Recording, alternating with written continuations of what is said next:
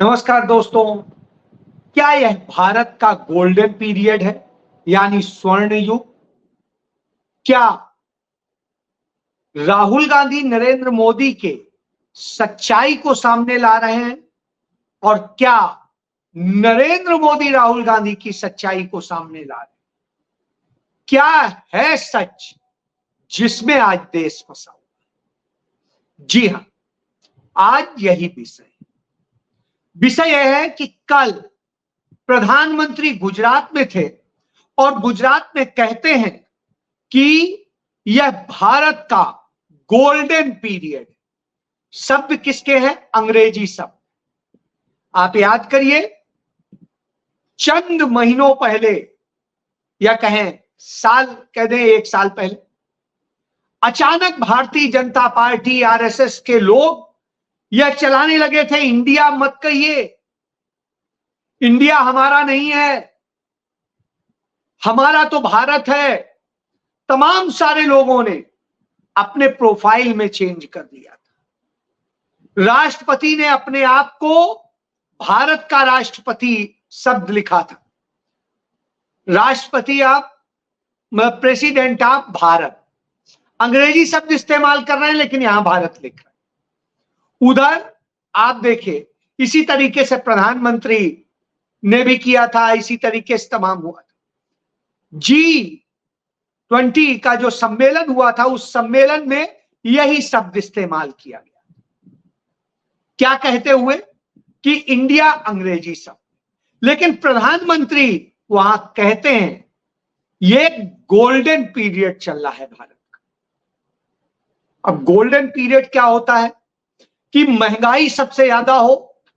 हिंदुस्तान के इतिहास में सबसे ज्यादा महंगाई भारत के ही आंकड़ों के मुताबिक, सरकार के आंकड़ों के मुताबिक सबसे ज्यादा है। आज किसी भी चीज का दाम पूछ लीजिए, बाजार चले जाइए, अपने घर में अपनी पत्नी से पूछ लीजिए, अपने उस शख्स से पूछ लीजिए जो पूरा मैनेजमेंट संभालता है, वो बता दे। एक चीज, बच्चों की शिक्षा कितनी महंगी हो गई है, यह आप पूछ लीजिए। बेटी बचाओ बेटी पढ़ाओ का नारा देते थे, क्या किसी को कोई ऐसा अवसर मिल रहा है कि जिसके आधार पर यह कहा जा सके कि सरकार के पास इस खोखले नारे के अलावा उनके लिए कुछ नहीं? तीसरी चीज, सबसे ज्यादा इस देश के अंदर बेटियों के साथ रेप हो रहे हैं, लड़कियां आत्महत्याएं कर रही हैं, युवाओं को रोजगार नहीं मिल रहा है। भारत के इतिहास में सबसे ज्यादा बेरोजगारी है। और यही नहीं, युवाओं के आत्महत्या की दर इतनी बढ़ गई है जो अपने आप में शर्मनाक है। किसान बेहाल है, अन्नदाता रो रहा है और आत्महत्या कर रहा है, मौत को गले लगा है, लड़कियां मर रही। फिर क्या है? सीमा सुरक्षित है? नहीं सुरक्षित। सिर्फ 100 दिन में जो सीमाओं पर हुआ है, जो हमारे देश के अंदर आतंकी हमले हुए हैं, वो रिकॉर्ड। तो 100 दिन में 26 आतंकी हमले हुए। यह स्थिति है नरेंद्र मोदी के शासन की। यह गोल्डन एरा है, गोल्डन पीरियड है। बहरहाल, इसके बाद क्या आप कहें? क्या सामान्य उद्योग बढ़ रहे हैं, व्यापारी बहुत लाभ कमा रहा है? नहीं। आज जिस व्यापारी से आप बात करेंगे वही रोता हुआ मिल जाएगा। और वो जीएसटी से परेशान है, वो सरकारी तमाम खाना पूरी से परेशान है, और वो परेशान है इस बात से कि किस तरीके से उसकी आवाज कोई नहीं सुन रहा है, वो रो रहा है, उसका सब कुछ बर्बाद हो रहा है। तो खुश कौन है? क्या मकानों की कीमतें कम हो गई हैं? नहीं, बहुत बढ़ गई हैं। इतनी बढ़ गई है कि सामान्य व्यक्ति की पहुंच से बाहर हो गया है अपना घर बनाना। फिर क्या गरीब वर्ग को कितना क्या मिल गया? तो आप कहेंगे उसको भी कुछ नहीं मिला। 5 किलो अनाज का झुंझुना पकड़ाया गया, इसके अलावा उसको बर्बाद करके रख दिया है। तो किसको मिला? सड़कें बहुत अच्छी बन गई हैं। उदाहरण देखिए, पिछले साल नरेंद्र मोदी ने मुंबई एक्सप्रेसवे का उद्घाटन किया और आज जब मैं आपसे बात कर रहा हूं, उनके जन्मदिन पे बात कर रहा हूं, जो बेरोजगारी दिवस के रूप में मनाया जाता है इस देश में, उसमें वो इतने बड़े बड़े गड्ढे हो गए और इस देश की सबसे ज्यादा टोल लेने वाली सड़क। तो साहब, कौन सी सड़क सुरक्षित है, कौन सा एयरपोर्ट सुरक्षित है? जो नरेंद्र मोदी के समय बनाया, उसके पहले बनाया तो अच्छा है, आप चिंता मत करिए। क्या रेल सुरक्षित है? नहीं है।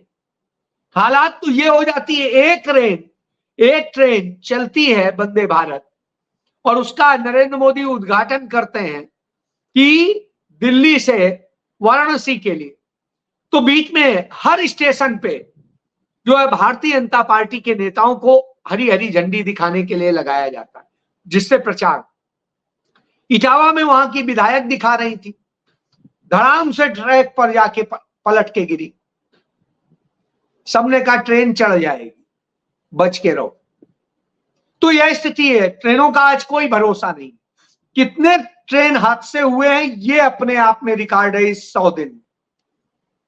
तो यह आप समझिए कि ना आप ट्रेन में सुरक्षित हैं, ना आप एयरपोर्ट पर सुरक्षित हैं, प्लेन में सुरक्षित हैं, ना आप सड़क पर सुरक्षित हैं। नशे में पूरा देश किस तरीके से वो गुलाम हो रहा है, इसके उदाहरण आते हैं। पार्लियामेंट्री कमेटी की रिपोर्ट बताती है कि कैसे देश के युवाओं को नशे में जकड़ लिया गया। नशा जहर की तरह से उनकी रगों में दौड़ रहा है। और इसका धंधा कहां से होता है, किस रास्ते से आता है?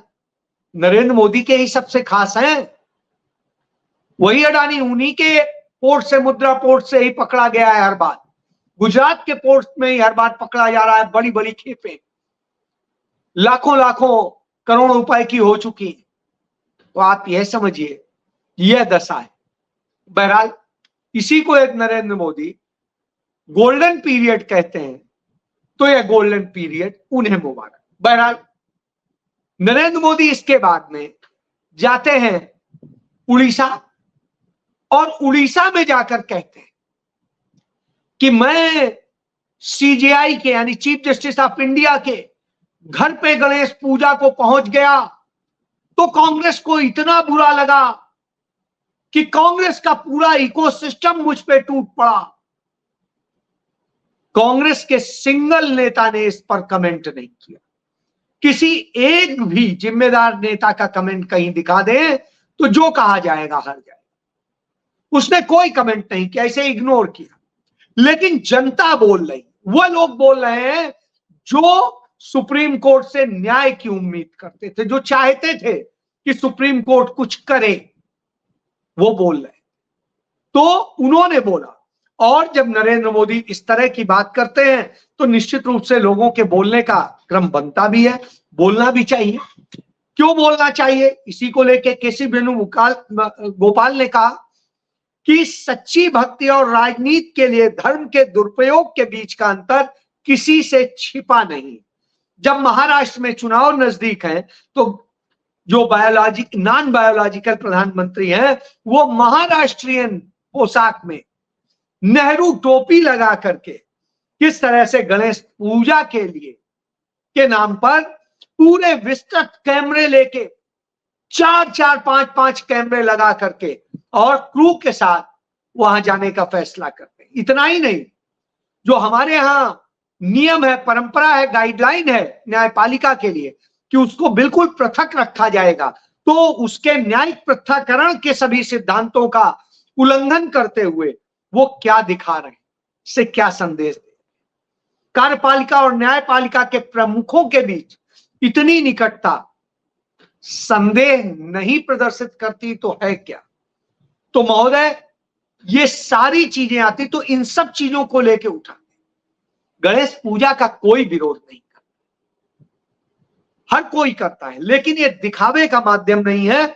मैं इसलिए कह रहा हूं, मैं खुद भगवान गणेश की पूजा करता हूं और भगवान गणेश की प्रतिमा को लेकर के घर पे आता हूं और उसकी विधिवत पूजा करता हूं। विधिवत तरीके से उसका सारा जो भी होता है करता हूं, फिर विसर्जन 10 दिन जब वो मेरे साथ में रहते हैं, उस दौरान मैं दिखाऊं कि मैं उस दौरान अपने गणेश जी के ही पास में उनके चरणों में वही जमीन पर सोता।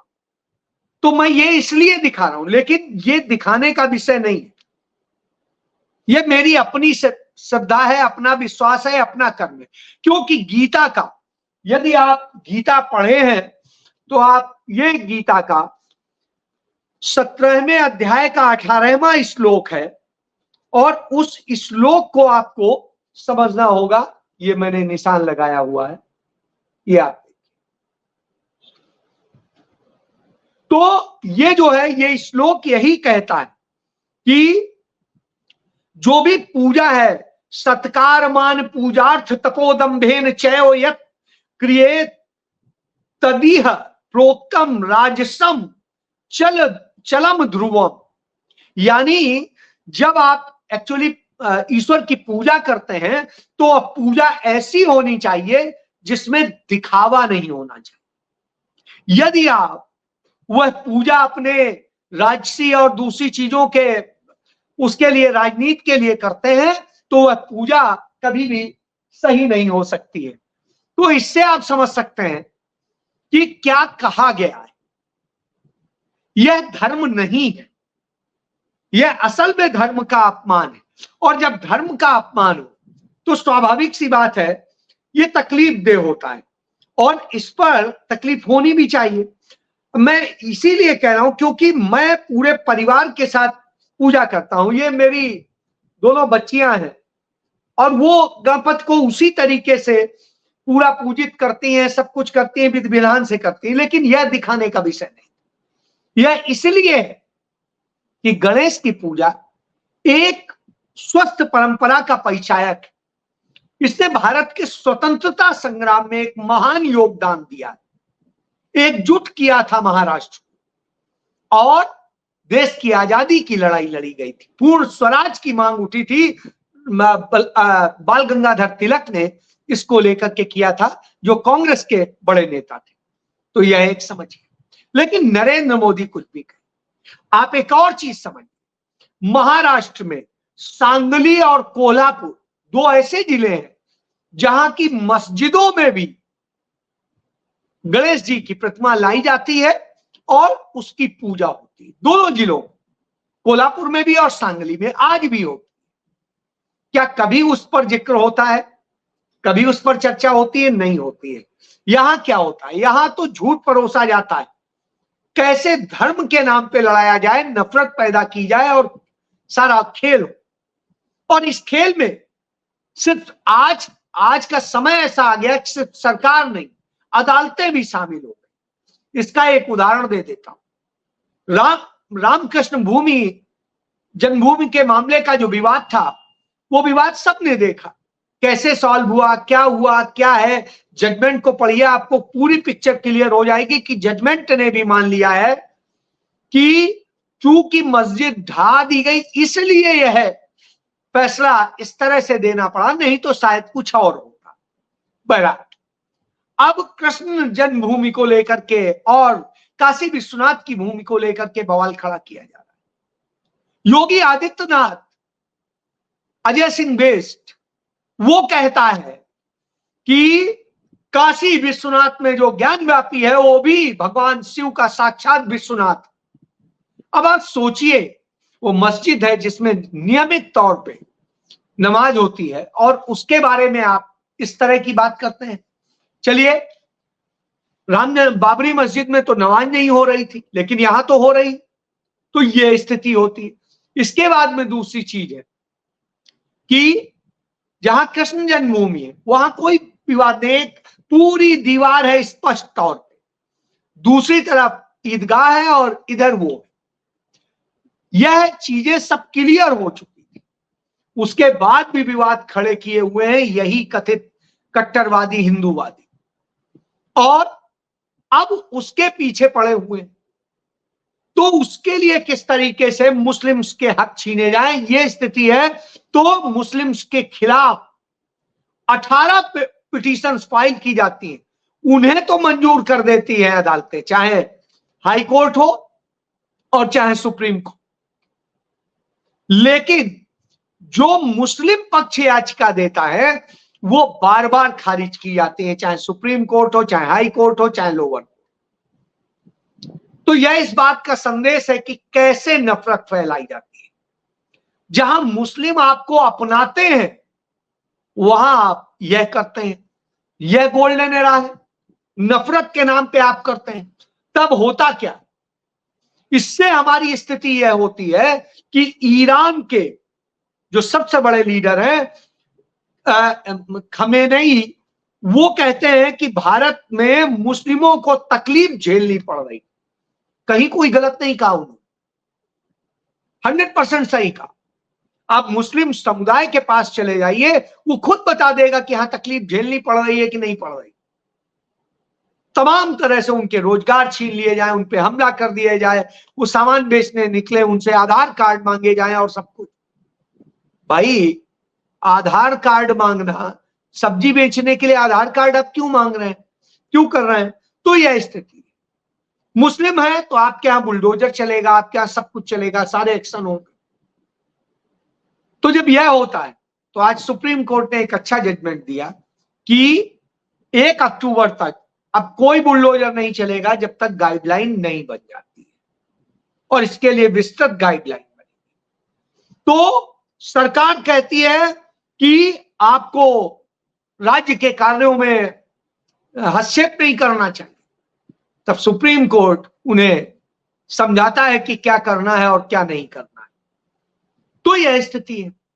बहरहाल राहुल गांधी ने यही बातें तो कही थी कि इस तरह की दशाएं देश में बना दी गई कि अल्पसंख्यक की स्थिति ये हो गई। तो सामने एक सिख बैठा था, उसी का उदाहरण उन्होंने दिया था कि सिख अपनी पग नहीं पहन सकता है, वो पहनता है तो उसे आप खालिस्तानी कहेंगे। आपने देखा कि कैसे भारतीय जनता पार्टी का बड़ा नेता एलओपी वहां पश्चिम बंगाल में एक सिख आईपीएस अधिकारी को किस तरह से खालिस्तानी बोल रहा था।